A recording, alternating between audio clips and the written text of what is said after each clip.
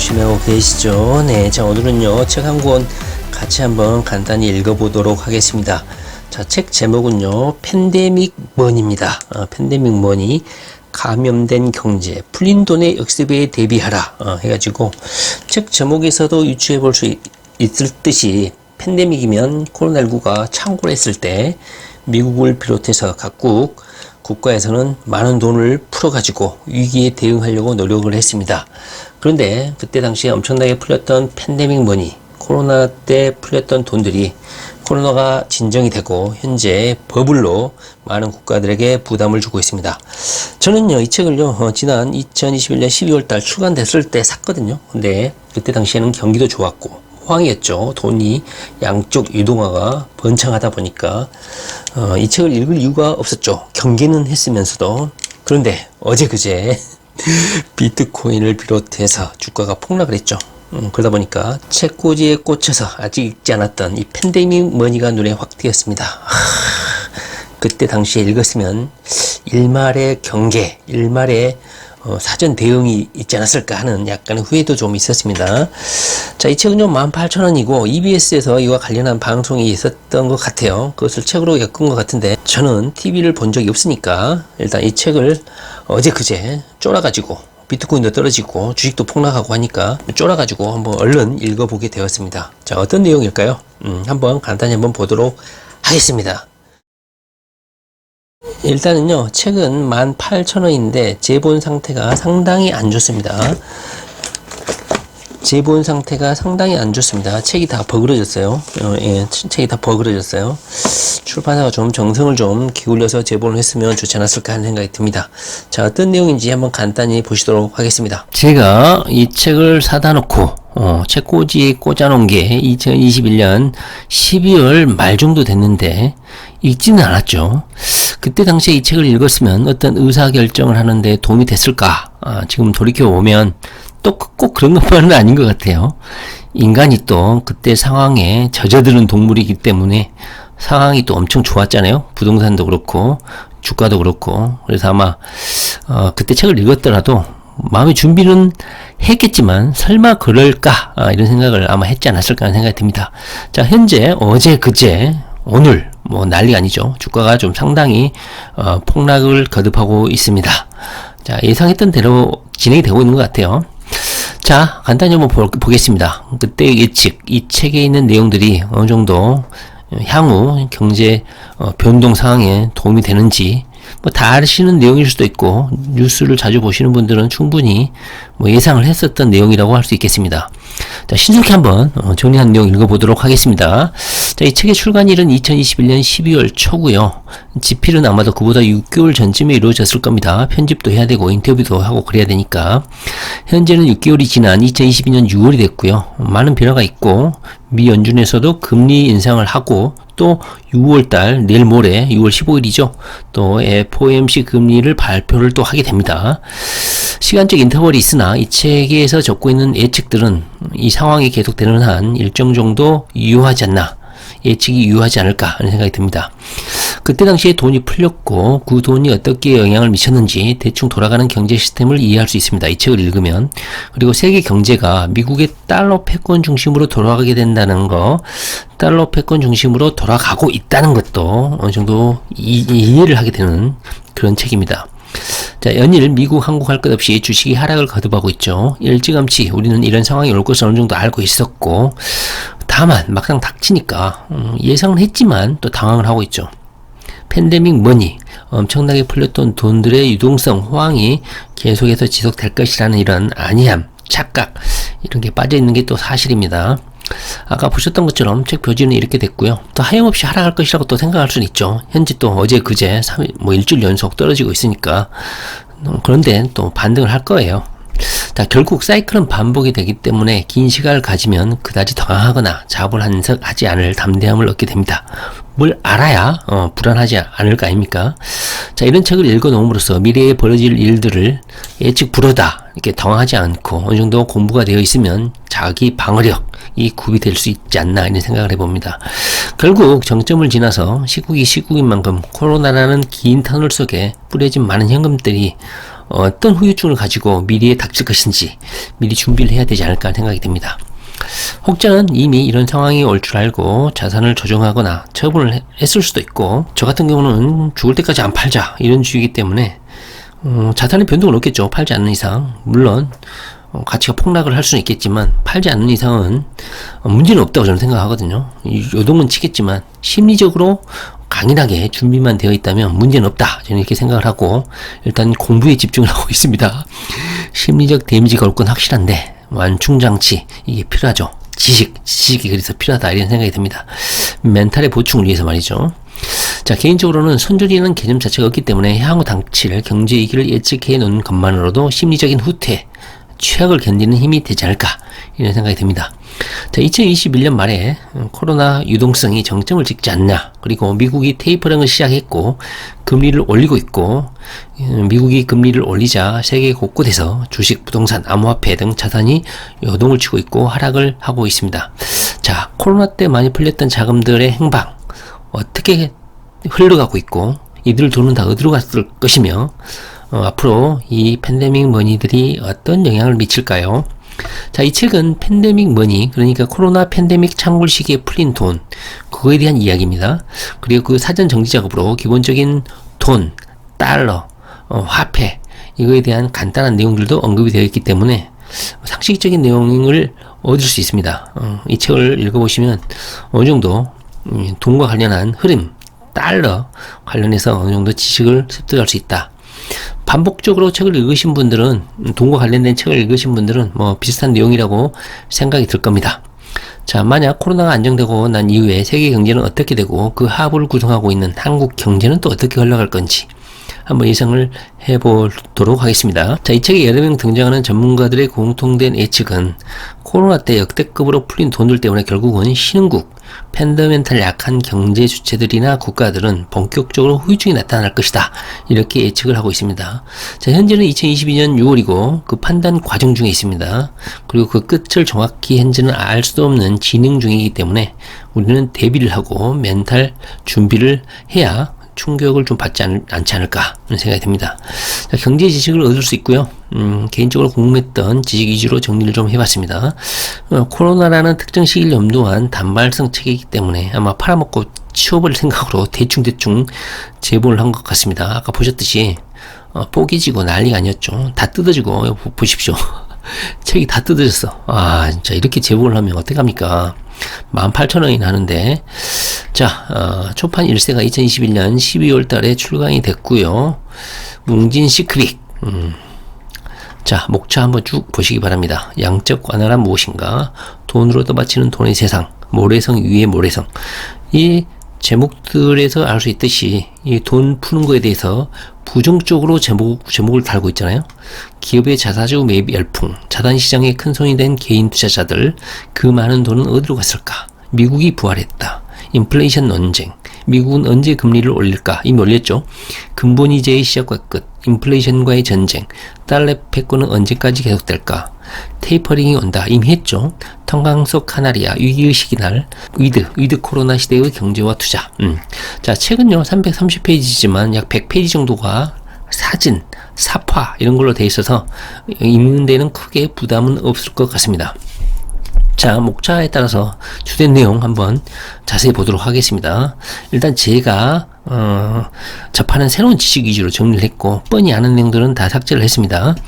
자, 들어가며 팬데믹 머니란 무엇인가? 아까 봤듯이 코로나 바이러스만큼 전 세계를 엄청난 유동성에 빠지게 한 돈을 지칭, 이 책에서 말하고 있는 팬데믹 머니입니다. 팬데믹이 창궐했을 때 그때 엄청나게 돈이 많이 뿌려져 있지 않습니까? 자, 실물 경제는 추락하고 자산시장은 호황에 이르게 했던 그 돈, 바로 팬데믹 머니입니다. 자, 우리가 팬데믹 머니를 공부를 할 때 확인할 사항은 첫 번째로 금리, 공짜 금리, 공짜 돈을 막 줬잖아요. 한국이야 재난지원금으로 줬지만 미국 같은 경우는 현금을 줬습니다. 자, 다음에 달러, 트리핀 딜레마라고 이 용어도 상식적으로 좀 알아둘 필요가 있습니다. 기축통화인 달러가 부족하면 세계 경제가 침체하고 달러가 전 세계적으로 넘치면 기축통화로서의 지위를, 신용을 이어받는 이중적 모순 현상을 트리핀 딜레마라고 합니다. 그만큼 달러가 중요한 위치를 차지하고 있다는 것이죠. 다음에 인플레이션, 돈이 많이 풀렸으니까 인플레이션이 고론이 되겠죠. 화폐적 현상이고 30년 동안 없었던 인플레이션이 팬데믹 머니로 등장을 하고 있다. 자, 인류 최대의 화폐 실험. 현재 미국이 팬데믹 머니를 엄청나게 뿌렸죠. 일단은 뭐 기업이 도산을 하거나 전 세계적으로 공황이 닥치거나 이러지 않았잖아요. 그래서 일단은 팬데믹 머니 실험은 일단 성공을 한 것으로 보입니다. 자, 양적 완화를 했죠. 시장이 필요로 하는 만큼 연준이 무제한으로 돈을 공급했습니다. 중앙은행 연준이 시중의 장기채권이나 주택저당 증권을 직접 사고 기업에 돈을 줘버렸죠. 그러다 보니까 사기업 채권을 사주다 보니까 기업에도 돈을 줬고 기업은 엄청나게 현금이 넘쳐나는 그런 시기였습니다. 돈으로 떠받치는 돈의 세상. 양적 완화는 2008년 글로벌 금융위기 이후 3차례 6년 동안 진행이 되었고요. 양적 완화를 하면 주가가 빠르게 반등을 합니다. 실제로 그랬죠. 지난 2년 코로나19 때는 세계 경제이기 때문에 유동성 홍수를 쏟아부었습니다. 왜냐하면 이렇게 하지 않으면 기업이 타격을 받고 무너지기 때문에. 자, 모래성 위에 모래성. 이것은 곧 현금을 푼 것을 부정적으로 표현하고 있죠. 2008년 금융위기 때 6년 동안 4조를 뿌렸는데 코로나 때는 3개월 동안 무려 3조를 찍어냈다고 합니다. 엄청 단기간에 엄청난 돈을 찍어낸 거죠. 전 세계에 5달러가 있다면 그중 1달러가 이 3달 안에 코로나 창고란 그 3개월 내에 엄청난 돈을 찍었다는 것이죠. 거의 엄청난 인쇄를 해버린 거죠. 달러를. 당시에 연준의 대응은 무제한 양적 완화를 했습니다. 금융기관의 마비를 막기 위해서. 그 다음에 민간 회사채를 매입을 했습니다. 역사상 최초라고 합니다. 기업 부도를 예방하기 위해서 기업의 민간 회사채를 매입을 했다고 합니다. 그 다음에 통화스와프를 체결했고요. 이머징 신흥 국가들의 파산을 막기 위해서. 문제점은 뭐였냐면 화폐 가치 하락으로 인플레이션, 자산시장 쪽으로 돈이 유입이 됐다고 합니다. 그리고 중앙은행의 딜레마가 있는데 이렇게 연준이 자산 가격 상승을 막기 위해 돈을 안 풀면 자산 가격이 급락해서 전 세계가 혼란에 빠지게 됐고요. 만약에 위기라고 계속 돈을 풀게 되면 자산시장이 버블이 넘치게 되죠. 이러한 딜레마를 해결하기 위한 방법으로 부채를 한꺼번에 줄일 수는 없기 때문에 실물 경제, 이런 경제 기반이 튼튼해야지만이 이런 돈에 부정적 영향이 없을 거 아닙니까? 그래서 지속적으로 부채를 줄여가면서 실물 경제도 성장해 가면서 이렇게 할 때만이 이 양적 완화의 단점, 부정적인 면을 해소할 수 있다는 거죠. 연준의 대응 예상, 실물 경제가 살아날 때까지 양적 완화를 유지하게 되는 숙명을 가지고 있습니다. 현재로서는. 만약에 돈을 회수하면 대공황에 처하게 되므로 만약에 돈을 회수하더라도 부분적, 일시적 조정을 할 수밖에 없다. 다시 연준은 자산시장의 상태를 봐가며 속도 조절하게 되고 양적 완화도 겸해서 할 것이다. 이렇게 보고 있습니다. 그리고 미국은 현재 대선도 있으니까 긴축만, 금리만 계속 인상할 수는 없을 것이다. 현재 이렇게도 예측을 하고 있습니다. 자, 현재 팬데믹 머니가 2008년과 다른 점은 무엇이냐? 2008년에는 양적 완화, 돈만 풀었다고 합니다. 그런데 팬데믹 머니에는 양적 완화 정책, 돈도 풀었고 재정 정책, 그러니까 기업이나 개인에게 직접 달러를 발행해서 직접 돈을 지급했다는 거예요. 그러니까 우리나라도 재난지원금이라는, 물론 우리는 지역상품권 이렇게 했지만 현재 소상공인 지원금처럼 400만원, 600만원, 1000만원 이렇게 현금을 주는 정책을 최초로 2022년 팬데믹 머니는 시행을 했다는 것이죠. 코로나가 잦아들면 이 팬데믹 머니로 받았던 돈을 쓰기 시작하면서 물가가 폭등할 수 있고, 현재는 러시아 전쟁 같은 이런 공급망 차질 때문에 이런 것이 상승작용해가지고 계속해서 물가가 오르고 있는 상황입니다. 그리고 임금 인상 요구가 잇따르고, 임금이 인상이 되면 생산 비용이 상승하겠죠. 그러면 제품 가격이 상승할 것이고, 제품 가격이 상승하면 또 물가가 상승하겠죠. 이런 악순환 우려가 예상이 됩니다. 2023년까지 인플레이션이 예상이 되기 때문에 이 책을 읽으면 대충 앞으로 1, 2년간은 인플레이션이 계속 지속이 되겠구나, 이렇게 예측을 해볼 수가 있겠죠. 자, 기업 부채가 커진 상태에서 금리 인상 시에는 매우 위험하다고 합니다. 팬데믹 이후에 계층 간 격차가 심화됐는데요. 연준은 자산 가격이 하락하고 불황이 겹치면 큰 위기가 도래함을 인지하고 있습니다. 그래서 양적 완화를 통해서 자산 가격을 떠받치려고 할 것이다. 그러니까 연준이 계속해서 금리만 인상하거나 긴축만 하거나 그러진 않는다는 거죠. 왜냐면 너무너무나 전 세계적인 파급 효과가 크기 때문에 양적 완화라든가 부양책도 같이 할 것이다. 이렇게 현재 예상을 하고 있습니다. 이는 장기적으로 부자는 더 부를 축적하게 되고 노동소득 근로자는 더 가난해지는 부작용이 가속화될 수 있다. 이는 기업 간, 국가 간, 민족 간에도 나타날 수 있는 격차, 양극화 현상이라고 할 수 있겠습니다. 자, 빛이 돈을 버는 생존 게임. 자, 팬데믹 머니가 뿌려지자 기업은 자사주 매입 열풍이 불었습니다. 코로나 터지자 연준은 민간 기업 회사채를 사줬습니다. 최초라고 합니다. 미국 건국 1위로 막대한 현금이 기업으로 들어가게 됐고, 기업은 이 돈으로 설비나 기술 개발 투자를 해야 되는데 그렇게 하지 않고 자사주 주식에 몰빵을 했다고 합니다. 그러다 보니까 미국의 IT나 테크 기업들의 주가가 급등을 했죠.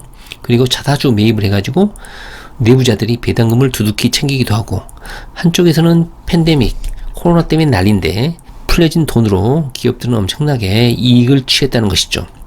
다시 말하면 주가를 끌어올린 것은 개인이 아니고 기업들이었다.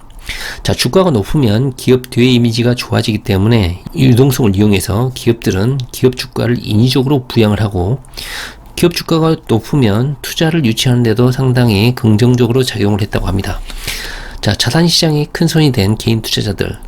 자, 이 팬데믹 머니 때문에 일부 개인들은 암호화폐, 주식으로 큰 돈을 벌었죠. 부자들이 많이 탄생을 했습니다.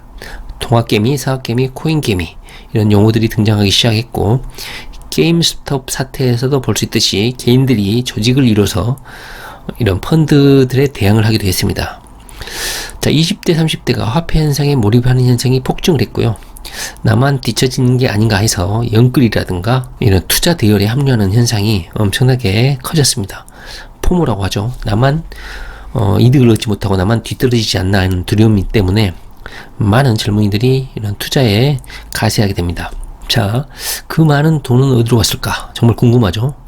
양적 완화는 실물 경제보다 금융시장에 크고 빠르게 영향을 미쳤다고 합니다. 그 결과 주식, 부채, 부동산에 버블을 형성했고요.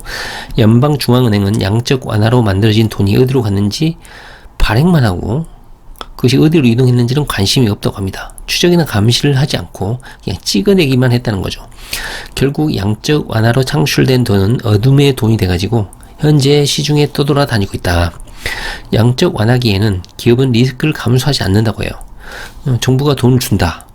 이거 돈이 풍부하다 그러면 연구개발이라든가 기반시설에 투자를 하는 게 아니라 오히려 실물 경제로 들어가야 될 돈을 주식을 사거나 자사주를 매입하거나 부동산을 사거나 이렇게 해버린다는 것이죠. 결국은 버블을 이용한 사람하고 버블을 이용하지 못한 사람 간의 빈부격차가 발생을 했고, 이것은 지난 1, 2년간에 여러분들이 목도했던 현상이죠. 부동산이 3배, 4배 올랐죠. 지금 약간 조정을 겪고는 있지만, 자, 연준의 양적 완화는 마약 중독자에게 하는 임시교통 조치, 잠깐의 임시 조치일 뿐이고 해당 기업의 펀더멘탈, 실질적인 문제를 해결해 주는 게 아니다. 그러니까 미국이라든가 한국의 정부가 돈을 푸는 게 만능 해결이 아니라는 것이죠. 임시 변통일 뿐이라는 겁니다. 비트코인 언급도 있었습니다.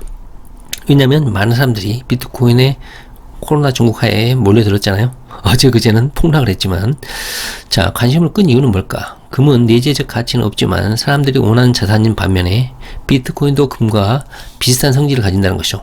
내재적 가치는 없다 아직은. 그러나 사람들이 원한다는 거죠. 다른 자산에 투자하고 싶지만 부동산이나 주식 같은 경우 접근성, 채권, 접근성 제한이 있잖아요. 근데 비트코인은 계좌만 계산하고 24시간 아무 때나 접근이 가능하기 때문에 일확천금, 이걸 그 다음에 적은 종잣돈으로 한번 큰 돈을 벌어보려는 투기 수요까지 가세해가지고 많은 관심을 불러일으켰습니다. 그래서 오른다, 이렇게 분석을 하고 있어요. 그리고 일론 머스크가 비트코인을 투자하는 이유를 돈보다는 기업의 가치, 이미지 쇄신 때문에 투자하고 있을 것이다. 뭐 IT 기업이다, 테크 기업이다, 이런 이미지 쇄신 때문에 혁신의 아이콘이다. 그리고 이걸 이용해서 자금 조달을 선점하기 위해서 머스크가 투자할 것이다, 이렇게 분석을 하고 있네요. 홍기훈, 홍익대 교수님은 그리고 비트코인에 대해 폰지 사기라고 폄하를 하고 있습니다. 자, 그제 폭락 사태만 보면 폰지 사기 같기도 하고, 그런가요? 저도 엄청나게 좀 손해를 많이 보고 있습니다. 자, 화려한 돈의 파티 그 후, 자, 우리가 이제 관심을 가져야 할 부분이죠. 팬데믹 머니가 지금 엄청나게 풀렸죠. 3개월 만에 수조 원이 풀렸어. 우리나라도 마찬가지야. 자, 어떻게 될까? 돈을 푸니까 일단 미국이 부활을 했습니다. 바이든 행정부는 약 6조 달러를 풀었고 미국 GDP의 28%를 3개월 만에 풀었습니다. 그러다 보니까 신속하게 경제가 회복이 됐고 경기도 과열이 되고 주가가 호황을 누렸습니다. 미국 기업이 부도가 나거나 금융 사태가 터지거나 이러진 않았죠. 반면에 인플레이션 논쟁이 가열이 됐죠. 물가가 오르면 화폐 지급을 통한 경기 부양은 더 이상 불가능해집니다. 현재와 같은 상황이죠. 미국의 물가가 역대 45년 만에 최대치인 8%를 넘어섰잖아요. 현재가 그 상태예요. 그렇기 때문에 더 이상 화폐를 지급하거나 재정 정책을 가동할 수 없는 상황이 됐습니다. 왜냐하면 물가 상승을 부추기기 때문이죠. 물가가 금리보다 비싸게 되면 돈들은 자산에 몰리게 됩니다. 그래서 정부는 물가를 금리보다 낮게 형성할 수 있도록 긴축 재정을 아마 펴게 될 것입니다. 임금 인상 압박이 되면 아까 봤듯이 순환논리죠. 경기가 침체가 되고 제품 가격이 올라가고 물가가 상승하고 이렇게 경기가 침체되고 인플레이션이 되고 이렇게 악순환이 된다는 것이죠. 자, 그래서 미국은 언제 금리를 올릴까? 자, 이 책은 2021년 말에 출간이 됐는데 이미 올렸죠. 2차례. 자, 빅스텝이 현재는 이번 달은 논의가 되고 있습니다. 0.5%가 아닌 0.75%를 인상할 수 있을 것이다. 이런 충격적인 예측도 지금 현재 하고 있는 상황이에요. 자, 만약에 금리가 오르면 자산시장은 불안정해지고 서민 경제는 타격을 받고 소비와 투자가 활력이 감소를 합니다. 자, 금리가 오르면 이런 현상이 나오기 때문에 정부는 함부로 금리를 인상하기를 좀 주저하죠. 자, 그렇다면 인플레이션이 왜 발생하나? 자, 조건이 동일하면 풀린 돈만큼 물건 가격은 오르게 되겠죠. 돈이 풀려도 돈이 안 돌면 효과가 없습니다. 따라서 돈이 안 돌면 이 풀린 돈이 어딘가에 고여있다는 것인데 이 팬데믹 머니가 지금 현재 어디에 고여있냐?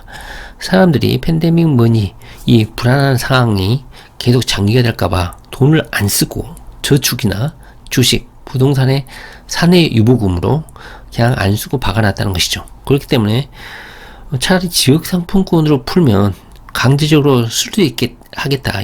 이재명이가 그래서 좀 호응을 얻었지 않습니까? 만약에 현금으로 줘버리면 안 쓴다니까. 그래서 현금을 줘라.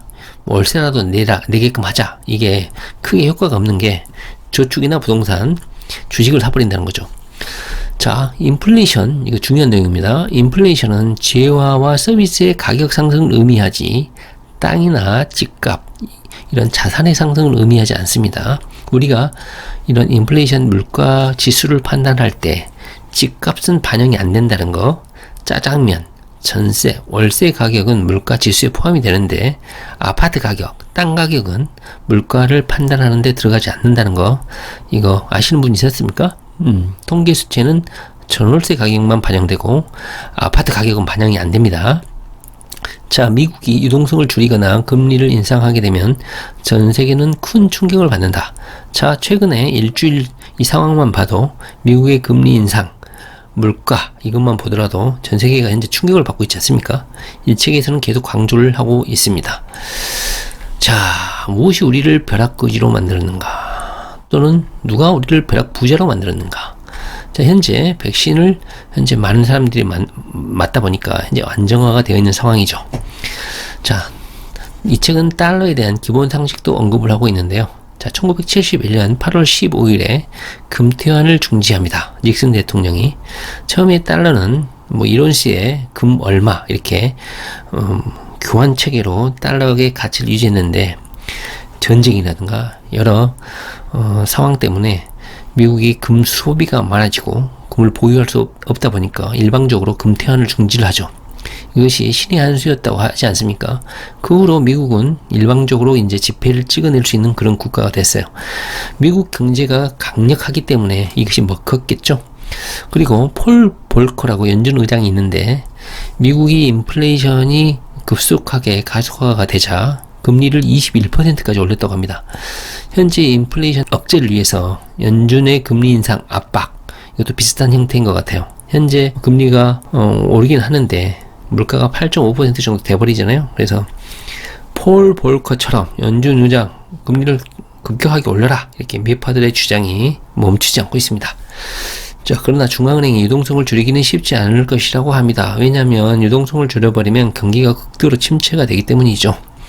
자, 최악 상황은 뭐냐면 돈을 풀었는데 실물 경제가 좋아지지는 않고 그냥 양적 완화만 할 경우죠. 아까 봤죠?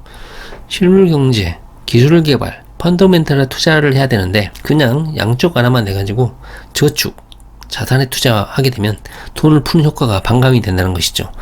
자, 미국이 금리를 올리게 되면 국내에서 돈을 빼서 미국 국채, 예금에 투자를 하게 되므로 국내 외환 보유고가 줄어들게 됩니다. 결국 우리나라도 이런 달러의 탈출, 유출을 막기 위해서 사전 대책으로 금리를 선 인상을 하게 됩니다. 자, 이 책에서는 달러에 대해서 계속 강조를 하게 되는데요. 아까 보셨듯이 금본위제의 시작과 끝, 이것은 워낙 많이 거론되니까 생략을 하고요. 자, 인플레이션과의 전쟁. 자, 달러가 기축통화로서 차지하게 되는 과정인데요. 석유 파동이 1978년, 1980년도 사이에 있었는데 석유 가격 상승으로 미국 물가는 14%, 당시에 한국 물가가 20% 정도 올랐다고 합니다. 자, 현재 2026년 4% 정도 올랐잖아요. 당시 물가가 20% 올랐다면 얼마나 많이 오르는지 알겠죠. 그때 이 석유 파동 시기에 연준 의장 폴 볼커가 금리를 당시 11.2%에서 21%까지 올려버렸다고 해요. 그래서 뭐 살해 위협도 받고 이런 상황이었지만 포기하지 않고 금리를 급격히 인상을 해서 물가를 잡았다. 이 말은 결국 달러의 신뢰를 회복하는 그 중요한 결정이어서 미국 역사에서 이정표적인 사건으로 현재 알려져 있습니다. 다만 이렇게 금리를 급격하게 올리게 되면 그때 당시에 중소기업의 약 40%가 부도가 날 정도로 엄청나게 경제 침체, 대출을 상환하지 못해가지고 많은 부도가 있었다고 해요. 그리고 10분의 1의 대량 실업 사태가 발생을 했겠죠. 중소기업이 부도가 나면 거기에서 근무하고 있는 사람들 다 잘리지 않겠습니까? 자, 현재 2022년 6월에도 이런 급격한 금리 인상을 하라는 매파적 요구가 있는 상황이에요. 자, 그렇다면 달러 패권은 언제까지 계속될까? 중국이 디지털 위안화 등 경제력을 기반으로 국제 무역에서 위안화 결제를 늘려가고 있으나 아직은 달러가 기축통화로서의 지위를 이어가고 있는 상황입니다. 그러나 이런 기축통화로서의 패권 경쟁은 가져가 될 것이다. 중국 경제가 더 팽창되고 선진국으로 갈수록 달러에 대한 위협이 되겠죠. 자, 달러가 기축통화가 되는 과정 위에서 살펴봤지만 브레턴 우드 체제, 금하고 달러랑 교환을 해주겠다. 그런데 닉슨이 금태환을 중지를 했고 아까 보셨듯이 석유 결제 통화를 달러로 단위로하는 페트로 달러가 탄생이 합니다. 1974년에. 그리고 그 후로 인플레이션이 가속화되자 폴 볼커, 아까 연준 의장이죠, 금리를 21%까지 올려서 인플레이션을 안정화시키고 손상된 달러의 가치의 신뢰를 회복을 했습니다. 이것이 달러의 역사입니다. 이 정도는 좀 알고 있어야 되지 않을까. 자, 미국이 달러를 계속 찍어내는 이유, 금리 인상을 통해 언제든 달러가 기축통화 지위로 신뢰 회복할 수 있다는 자신감이 있기 때문입니다. 아까 여기 보셨듯이 폴 볼커처럼 금리를 급격히 인상하게 되면 아무리 달러를 찍어내더라도 금리를 인상을 통해서 달러의 인플레이션, 달러의 불신을 불식시킬 수 있다. 이렇게 지금 생각하고 있다는 거예요, 미국은. 자, 달러를 많이 발행을 하게 되면 전 세계적으로 인플레이션을 수출하는 것과 같다. 다시 말하면 달러를 많이 찍어내면 전 세계에 인플레이션 영향을 미친다는 겁니다. 자, 한때 중국은 유엔 보유고의 80%가 미국 국채였다고 합니다. 그만큼 미국 달러에 의존을 하고 있었다는 거죠. 따라서 미국이 중국을 마음대로 가지고 놀 수 있었다고 해요. 미국이 양적 완화를 해버리면 이 미국 국채가 휴지 조각이 돼버린다는 것이죠. 미국이 중국을 금융 공격을 통해서 중국을 경제를 좌지우지할 수 있었다는 것이죠. 그러다 보니까 이걸 자각한 중국이 미국의 종속을 벗어나기 위해서, 달러 패권에서 벗어나기 위해서 위안화의 국제화를 추진하고 있는 상황이에요. 결제 통화를 확대하거나 1대1로 사업 아시죠? 약 60여 개국에 돈을 빌려주거나 할 때 달러 아니 위안화를 현재 사용하고 있다고 합니다. 그만큼 달러 사용처, 달러 사용 국가를 계속해서 늘려가고 있다는 것이죠. 그 다음에 중국은 통화 스와프를 통해서 위안화를 결제 수단으로 활용을 하려고 합니다. 그리고 IMF 특별 인출권, SDR이라고 하는데 국제 통화, IMF에서 발행하는 돈 중에 중국 돈이 차지하는 비율을 계속해서 늘려가고 있다고 합니다. 11%라고 합니다. 현재는. 디지털 위안화 작업을 현재 전 세계 최초로 현재 진행을 하고 있습니다. 스위프트 계약을 현재 체결하고 있는데 국제은행 간 통신 협정을 통해서 무역 결제에 이 디지털 위안화를 쓸 수 있도록 이 통신협정 시스템 구축을 하도록 현재 노력을 하고 있다고 합니다. 이것이 점진적으로 가속화될수록 중국은 달러 패권에서 어느 정도 벗어날 수가 있겠죠. 자, 우리는 지금 현재 팬데믹 머니에 대해서 알아보고는 있지만 이런 달러와 관련한 기본 상식도 알아둘 필요가 있다. 자, 달러 패권의 미래.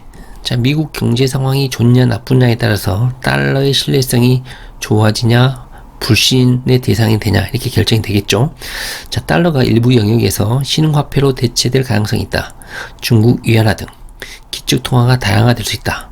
뭐 금융에서 또는 뭐 수출 무역에서 또는 뭐 석탄, 밀, 뭐 어떤 자원, 특정 자원의 결제에 있어서는 달러가 아닌 위안화로 결제하겠다. 뭐 이런 식으로 해서 해당 영역별로 기축 통화가 다양화될 수 있을 것이다. 미래에는.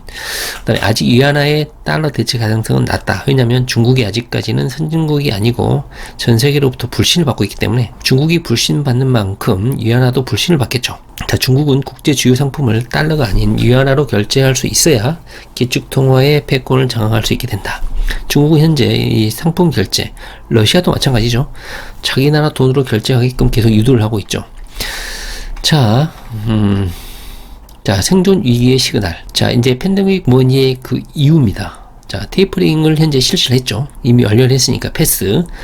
돈이라는 것은 금리가 낮은 곳에서 높은 곳으로 흐른다. 따라서 미국이 금리를 인상을 하게 되면 돈이 미국으로 빨려 들어가겠죠. 탄광 속 카나리아. 카나리아는 새예요. 미국이 금리를 인상하면 피해를 보는 것은 신흥국이다. 금리를 인상하면 돈이 빠져나가 위안 위기를 맞게 됩니다. 탄광성 카나리아를 보면 광부들이 갱도 속으로 들어갈 때 카나리아를 들고 간다고 해요. 그러면 일산화탄소 등 유독가스가 나오게 되면 카나리아 새가 먼저 감지해서 반응을 하고 날개짓을 하고 날개를 편다고 해요. 그러면 광부들이 갱도에서 탈출하는 시간을 볼 수 있게 된다. 다시 말하면 이 팬데믹 머니가 어떤 영향을 미치고 어떤 부정적 영향을 미칠 것인지 먼저 우리는 이 위기 신호를 알 수 있어야 된다. 투기 어린이는 이걸 카나리아처럼 눈치챌 수 있어야 되는데 이미 좀 타이밍을 놓친 것 같아. 어제 그제 주가 비트코인 엄청난 폭락이 있었죠. 자, 위기의 시그널. 자, 일본을 예로 들고 있습니다. 자, 만약에 미국이 금리를 인상하게 되면 달러가 강세가 되고 신흥국이 경제 위기에 처하게 됩니다. 반대로 미국이 금리를 인하하게 되면 달러가 약세가 되는데, 자, 엔화가 절상이 돼서 일본이 버블이 형성이 됐습니다. 왕년에 플라자 합의 1985년 이게 엄청난 일본으로서는 일본의 운명을 결정한 합의였다고 해요. 자, 일본의 잃어버린 30년 구조, 엔화를 절상을 시키니까 일본 제품이 미국으로 수출이 안 됐습니다. 그러다 보니까 수출이 안 되니까 일본 정부가 일본 내 경기 부양을 위해서 금리를 인하를 했다고 해요. 금리를 인하하니까 은행이 대출도 많이 하고 유동성이 풍부해졌죠. 이 유동성이 풍부해지니까 풀린 돈들이 주식시장이나 부동산 시장으로 흘러들어서 일본에 엄청난 자산시장 폭등이 있었죠. 여러분들도 잘 아시죠?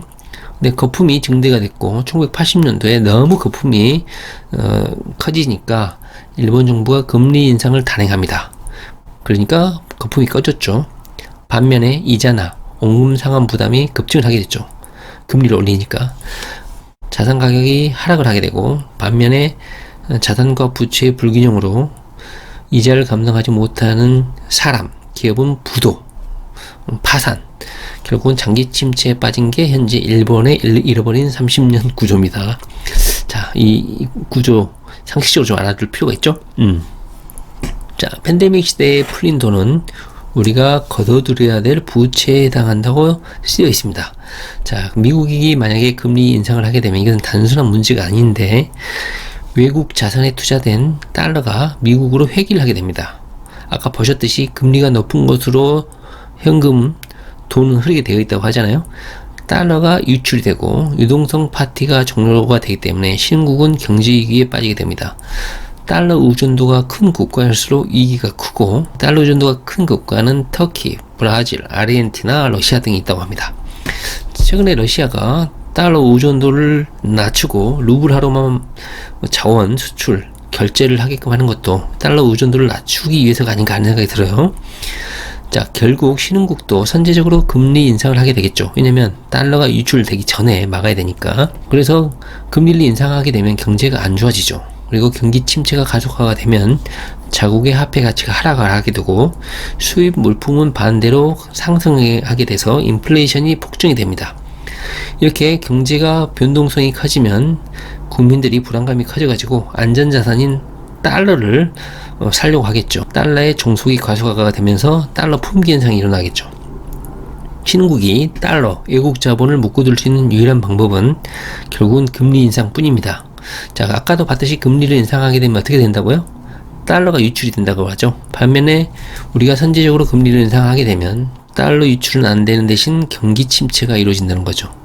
자, 코로나19 이후 각국의 부채 비율이 급증을 하고 있다. 대차 대조표 불황이 가속화가 된다. 거품이 꺼지면 자산 가격은 하락을 하고 반면에 부채는 그대로 남아있기 때문에 대차 대조표 불균형 상태가 유발이 됩니다. 불균형 격차를 줄이기 위해서 사람들은 투자, 소비를 억제하게 되고 금리가 너무 높기 때문에 빚 상환에 집중하게 되겠죠. 현재 금리가 높아가지고 이자가 너무 높잖아요. 그래서 돈을 안 쓰게 돼. 그래서 경제가 침체가 되고 경제가 침체가 되면 자영업자든 사업하는 사람들 소득이 감소하고 채무 부담이 증가가 되겠죠. 반면에 자산가치 하락이 되면서 악순환이 반복이 됩니다. 자, 대차 대조표 불황하에서는 마이너스 금리가 되더라도 가계, 기업이 돈을 안 빌리게 됩니다. 그리고 반대로 저축을 많이 하게 되죠. 결국 물가 상승이 없게 됩니다. 일본의 경우와 현재 장기 침체에 빠져 있는 경우가 바로 이런 겁니다. 사람들이 돈을 안 써. 저축만 해. 현재 그런 상황이에요. 우리는 현재 물가 상승 때문에 걱정이지만 일본은 30년 동안 물가가 오르지를 않는 상황입니다. 되게 싸더라고요. 한번 일본에 가본 적이 있는데. 결론으로 가고 있습니다. 자, 코로나19 등 바이러스 현상의 이유를 이분은 지구 야생이 사라지고 있다. 무분별한 개발 때문에, 그 다음에 기후변화, 온난화 이런 것 때문에 야생동물의 이주가 가속화가 되고 있다. 자, 코로나 이후 세상은 원격 생활 근무를 경험했기 때문에 이런 원격 근무가 확산될 것이다. 현재 코로나가 끝나가고 있는 상황이죠. 안정화가 되고 있는데 사람들이 원격 근무 여전히 하고 있습니까? 회사에서는 좋아하지 않는 것 같은데 이분은 이렇게 예측을 하고 있어요. 컴퓨터 장비 수요가 증가할 것이다. 관광, 여행, 엔터테인먼트는 약세가 될 것이다. 밀집을 싫어하기 때문에 직장과의 거리보다는 수영장 딸린 집이라든가 교회, 시골집들을 선호해서 이런 주택들의 가격이 오를 것이다. 저금리가 0%가 수년간 지속될 것이다. 이렇게 예측을 했는데 지금 2022년 6월 이 예측이 맞습니까? 관광, 여행, 엔터테인먼트는 지금 부활을 하고 있죠. 그리고 밀집을 싫어하기 때문에 교회, 시골집들로 가고 있습니까? 미국인들은 어떤지는 모르겠지만 한국인들은 전혀 아니죠. 자, 여기 보시면 책 내용 사진도 많이 실려 있고 글은 간단하게 이렇게 쓰여져 있습니다. 사진이 절반이에요. 자, 아우트로 위드 코로나 시대의 경제와 투자 어떻게 할 것인가? 자, 코로나 팬데믹 원인 때문에 이 버블을 잘 활용한 사람은 개인이든 기업이든 엄청난 부를 일궜습니다. 여러분들 부동산 아파트 가격이 많이 올랐잖아요. 무주택자들은 엄청난 손해를 봤죠. 양극화 현상이 당분간은 계속 될 것인데 경제 침체를 막기 위해서 다시 또 완화 정책을 펼 것인지 한번 두고 봐야 될 것 같습니다. 자, 전례 없는 속도와 규모로 돈을 풀었고 그 돈을 회수하는 것도 미증유입니다. 미증유. 한 번도 이런 일이 없었기 때문에 어떻게 될지 아무도 예측을 함부로 할 수 없는 상황이에요.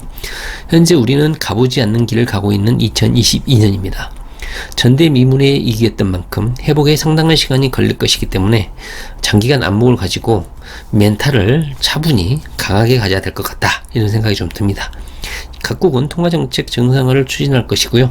미국 금리를 인상할 때 어떤 국가가 충격을 받을지는 예측 불가입니다. 제 생각에는 달러 의존도가 높고 신흥국들, 좀 펀더멘탈이 약한 국가, 개인들이 상당히 타격을 받지 않을까 싶습니다.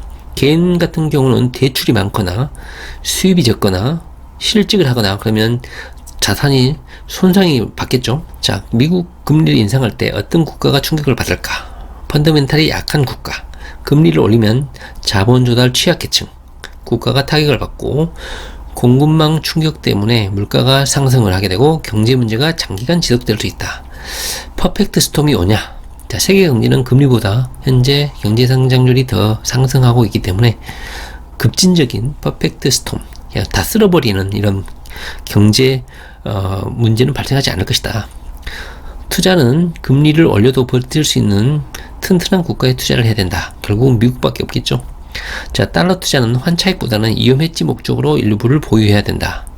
지금까지 우리는 달러에 대해서 계속 살펴봤습니다. 달러가 기축통화로서 전 세계의 경제를 주물럭주물럭 하고 있다는 것을 알 수가 있죠. 자, 코로나 같은 위기에 노출되는 불확실성에 대비하기 위해서 우리 투기 어린이들은 안전자산 확보하고 적절한 포트폴리오로 버블이 꺼졌을 때 자산이 전부 다 몰락하는 이런 손해를 보지 않도록 적절하게 포트폴리오를 구성해야 되지 않을까 하는 생각이 듭니다. 어떻게 포트폴리오를 구성해야 될까? 현재 채권 가격이 폭등을 하죠. 투기 어린이들은 채권이 뭔지 잘 모릅니다. 이번 기회에 채권에 대해서 좀 공부를 좀 해야 되지 않을까 하는 생각이 들어요. 주식도 떨어지고 부동산도 떨어지고 암호화폐도 떨어지고 도대체 오르는 게 뭐가 있단 말입니까? 위험을 해지하기 위해서 달러, 채권, 금 이 정도가 되겠죠. 자, 오늘은요 팬데믹 머니 상당히 좀 많은 양이었는데요. 한번 어떤 내용인지, 어떻게 그 예측들이 2022년 6월에 이루어지고 있는지, 앞으로 어떻게 또 흘러갈지, 불안 반, 기대 반, 제발 좀 잘 되길 기도하는 마음 반 이렇게 이제 흘러가는 상황을 보고 있습니다. 주가도 그렇고 비트코인도 많이 떨어지고 있는데요. 결국은 상황이 흘러가면 또 사이클 타서 상승하지 않을까. 그리고 저력이 있기 때문에 2022년은 대공황 시대하고는 좀 다르지 않을까, 저는 그렇게 긍정적으로 생각을 합니다. 자, 오늘은요 팬데믹 머니 한번 같이 한번 읽어봤습니다. 네, 영상 공부 열심히 하시기 바랍니다.